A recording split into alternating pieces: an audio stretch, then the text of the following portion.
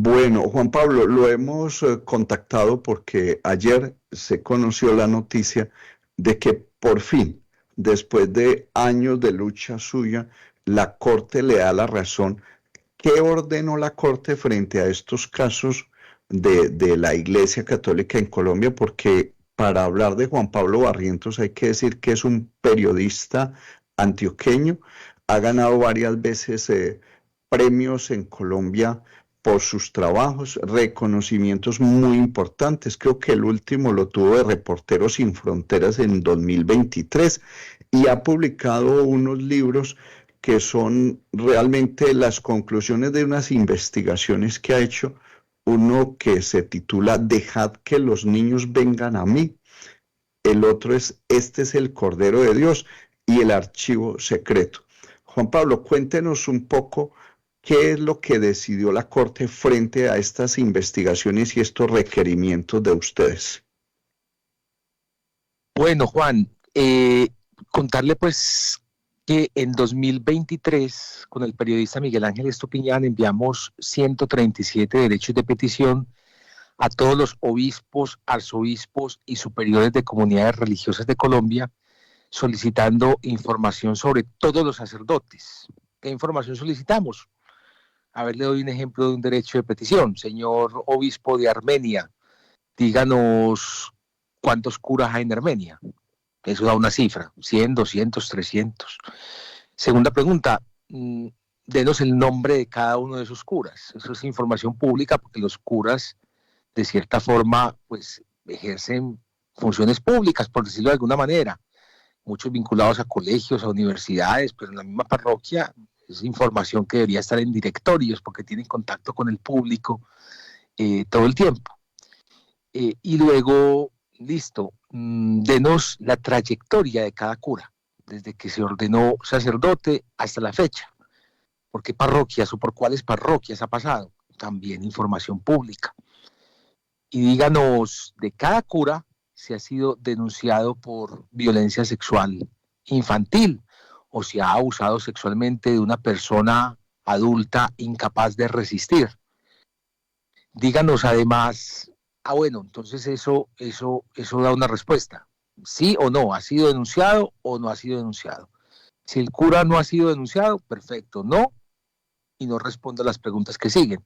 Pero si ha sido denunciado, díganos cuándo fue denunciado, díganos qué pasó con esa denuncia, usted la remitió a la fiscalía como es su obligación, o díganos si suspendió al cura, si lo expulsó, en fin, qué pasó con esa denuncia. Ese es más o menos el derecho de petición que enviamos y esa es información que no tiene reserva, porque ya en 2020 y en 2022 la misma Corte Constitucional había decidido con dos sentencias, la sentencia T09120 y la sentencia SU 19122, la Corte ya había decidido que esas preguntas los periodistas en general las podíamos hacer.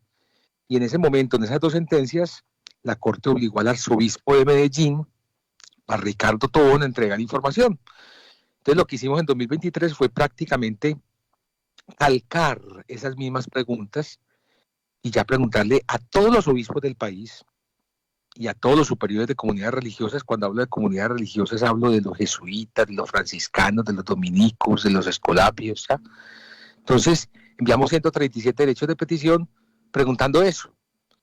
De los 137 jerarcas, solo 17 respondieron completamente el derecho de petición, todo el derecho de petición.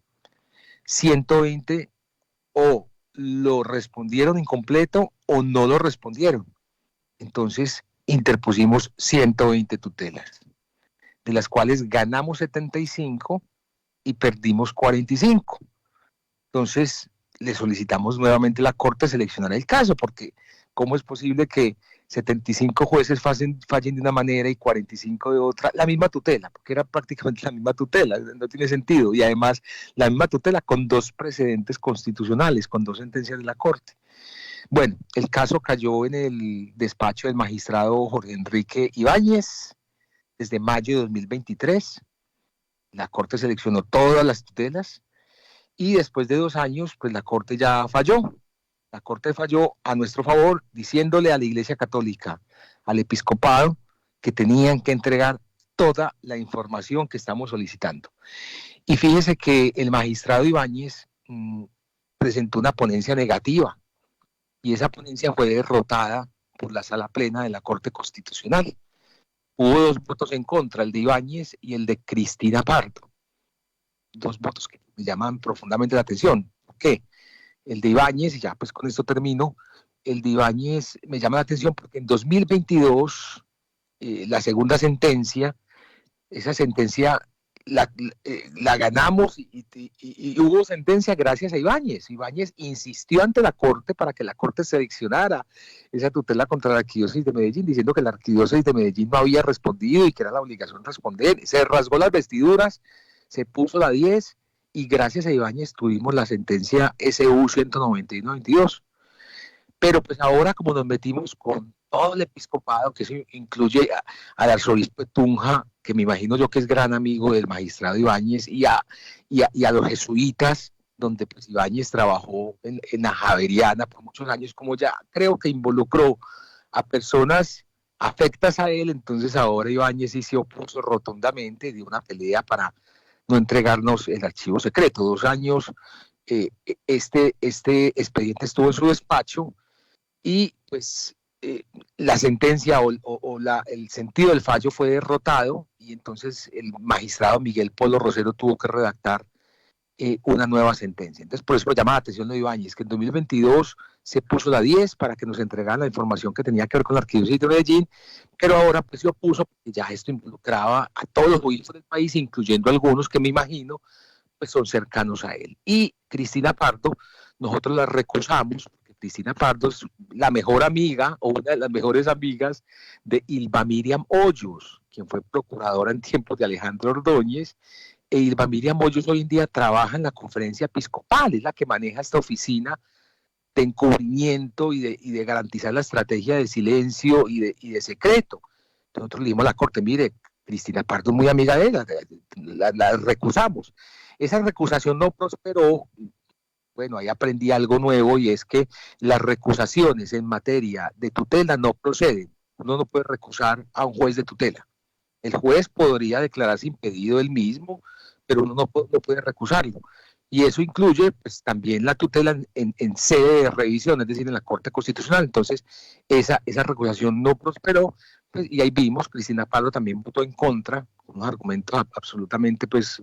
que no sé dónde lo sacó, pero bueno, en fin, la votación quedó 5-2, no sé quiénes serían los 2 magistrados que no fueron ese día, pero pues, al menos los otros 5 magistrados nos dieron la razón y obligaron con esta sentencia que no nos han notificado, lo único que han notificado es un comunicado de prensa de la Corte Constitucional en la cual obligan con esa sentencia, la sentencia SU 184-25, con esa sentencia, pues han obligado ahora al episcopado a entregar toda la información que estamos solicitando. Ayer la conferencia episcopal pues sacó un video comunicado, pues indignadísimos, diciendo que mejor dicho, que van a mirar. No, aquí no hay que mirar nada, aquí cumplen o cumplen, porque así como puse 120, tú te las interpondré todos los incidentes de desacato que sean necesarios hasta que cumplan esa sentencia, o también pediré el arresto de los obispos de Colombia por cuenta del incumplimiento de un fallo judicial. Entonces vamos a ver qué pasa. La pelea apenas empieza. Juan Pablo, con esta información que deben entregar ellos, vamos a conocer la profundidad del daño hecho a los niños en Colombia por parte de la Iglesia Católica y ustedes han hecho alguna proyección. ¿Se va a conocer cuántos casos? Porque hablamos de 5.000 creo que curas comprometidos.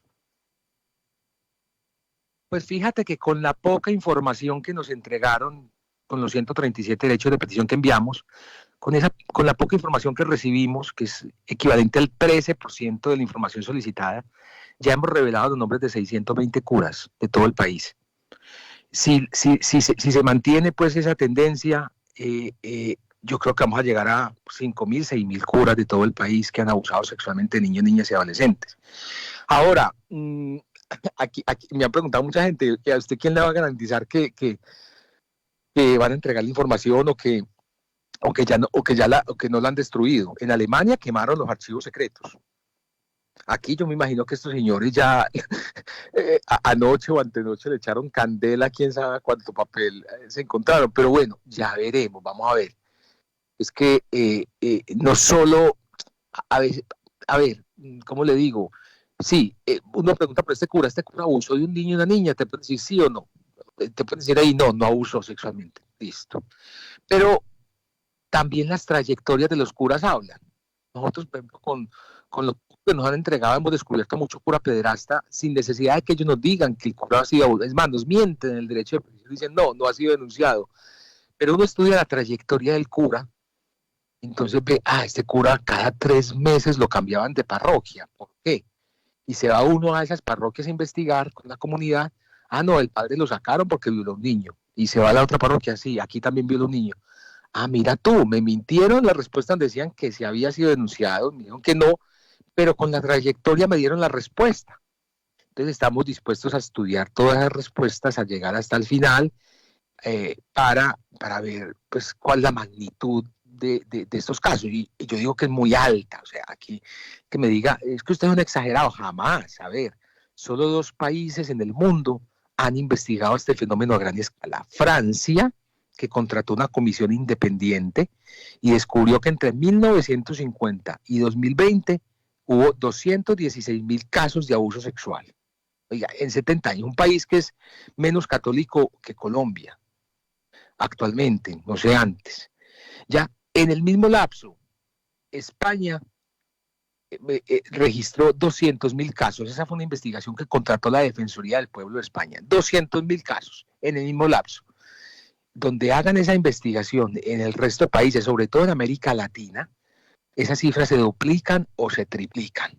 Porque sobre todo los abusos se dan contra niños y niñas que son más pobres, más desprotegidos, más vulnerables, que están en este lado. No me quiero imaginar lo que ha ocurrido en África, que allá sí que han mandado violadores, ¿ya? Donde hagan esto en todo el mundo, yo creo que sería el fin de la iglesia. No lo van a hacer, hicieron estos 2 países y la iglesia dijo no más, no vamos a permitir que ellos abrieran los archivos de esos países y ya, no más.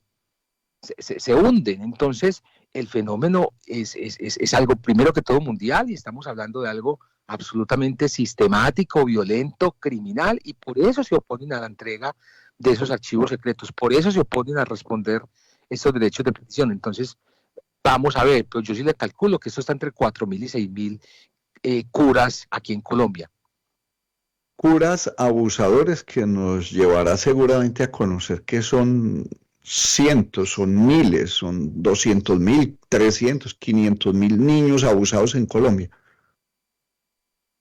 Sí, exactamente. Cuando hablo de 216,000 casos en Francia, donde 216,000 casos de personas abusadas sexualmente.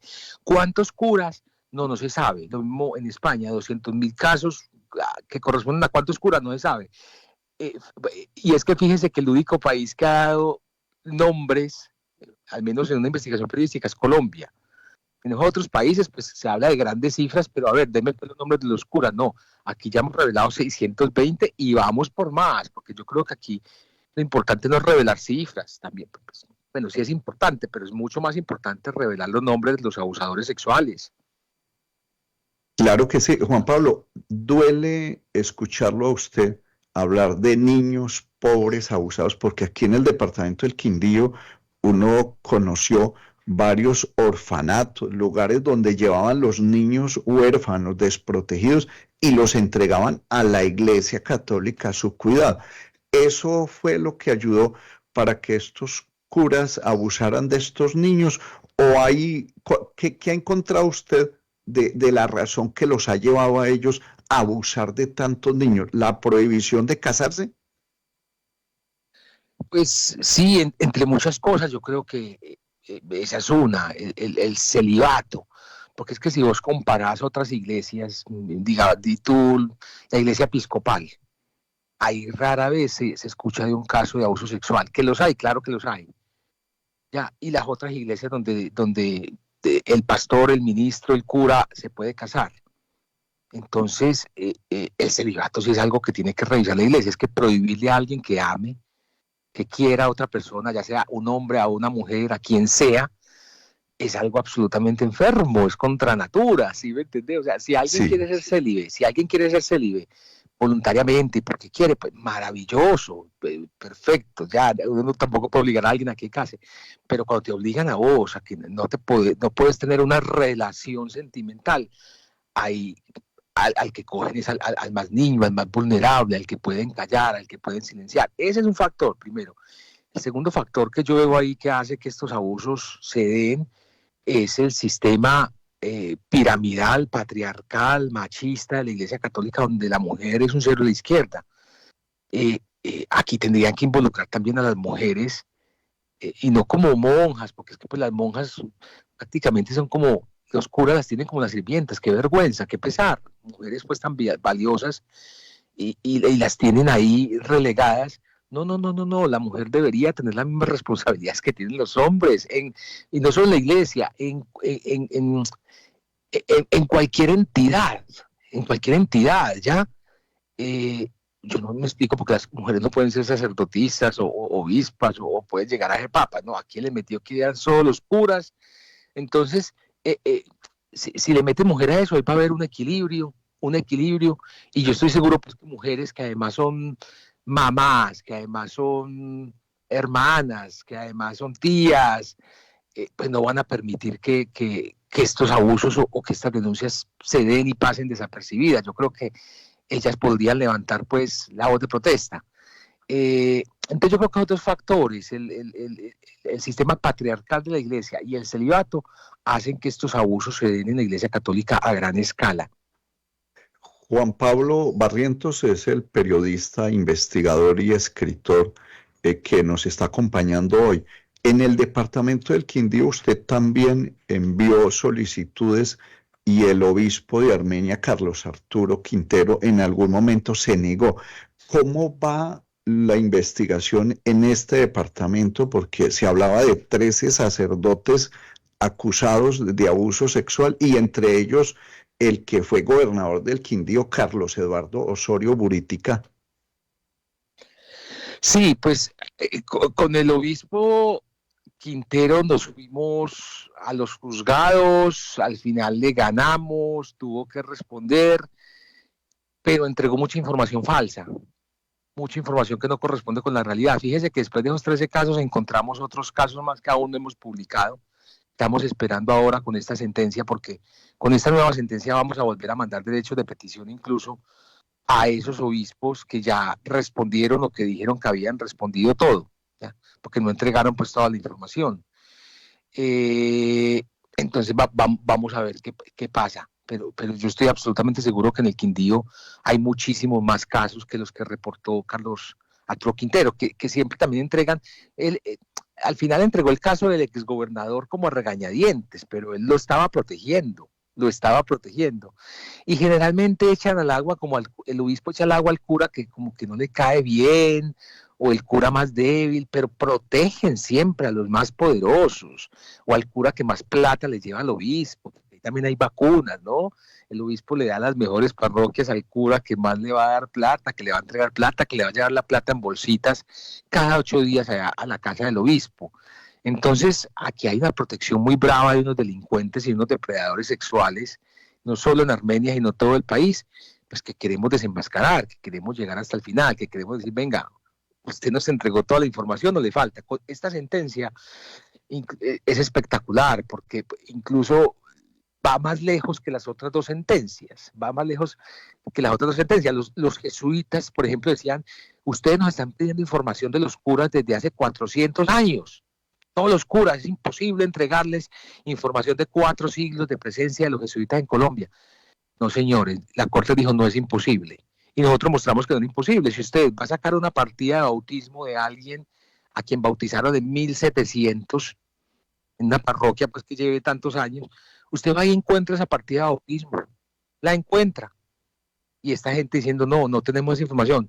Hombre, si tenés la partida de bautismo de una persona, mucho más vas a tener la partida o en la curia vas a tener los registros de un cura que fue cura. tienes además revistas donde está todo el catálogo y todo el directorio de estos curas, ¿cómo así que no tienes esa información?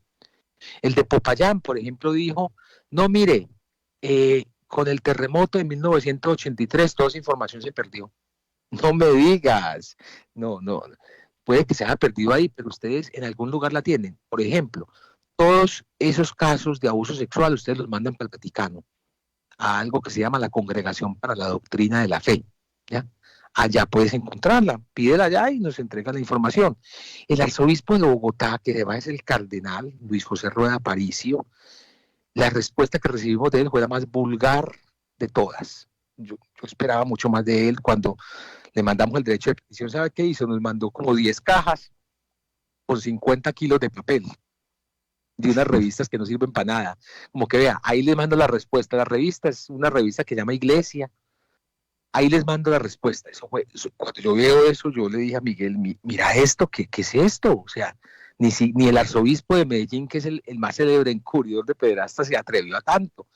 Pues hay quien ver al cardenal ahora con la elección del Papa, pues él hablando en todos los medios, con esa carita, yo no fui, no, él sí fue, es un peligroso encubridor de pederastas, porque fíjate que si en Armenia estamos hablando de 13 casos, 13, Armenia que es una ciudad pequeña, en Medellín 70, que es una ciudad un poco más grande, en Manizales ya estamos como por 30, el arzobispo de Bogotá se atrevió a decir, no, aquí en Bogotá en toda la historia solo 6 curas han abusado sexualmente de niños, niñas y adolescentes, 6.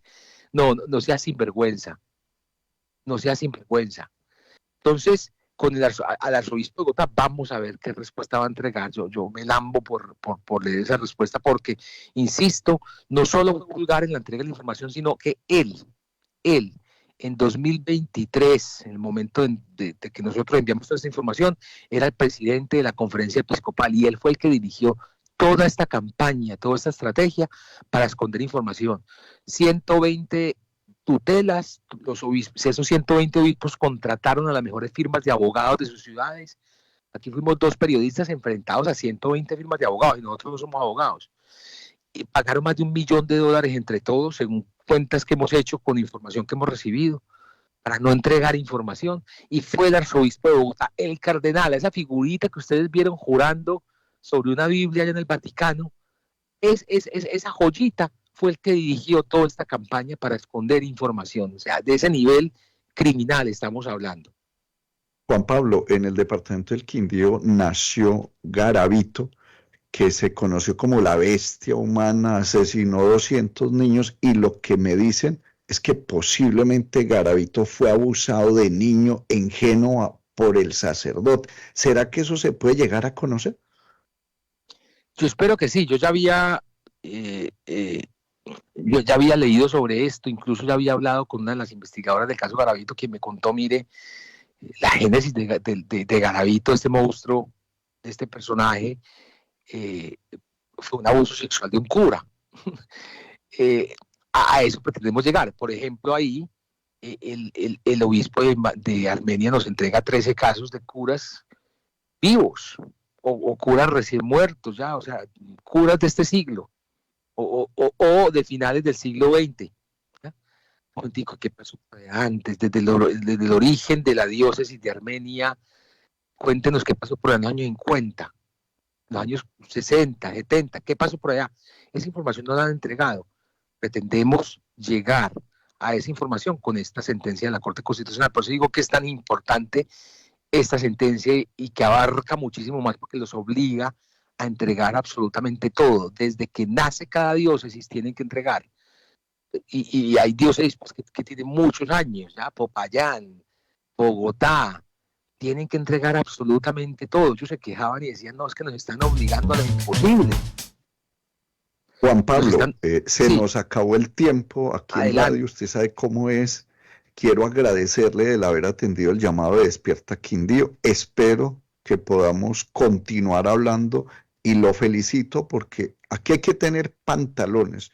Me imagino que ha tenido que vivir el acoso, el señalamiento y una cantidad de cosas difíciles en medio de una investigación, porque usted está enfrentado a uno de los poderes más grandes del planeta Tierra. Así Juan Pablo Barrientos, periodista, muchísimas gracias por estar en Despierta Quindío y siga para adelante.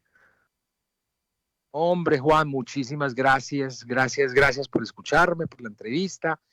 Y bueno, estamos en contacto, le estaré contando qué más encuentro en ese archivo secreto de la diócesis de Armenia. Le envío un abrazo, feliz mañana para su equipo y para todos sus oyentes.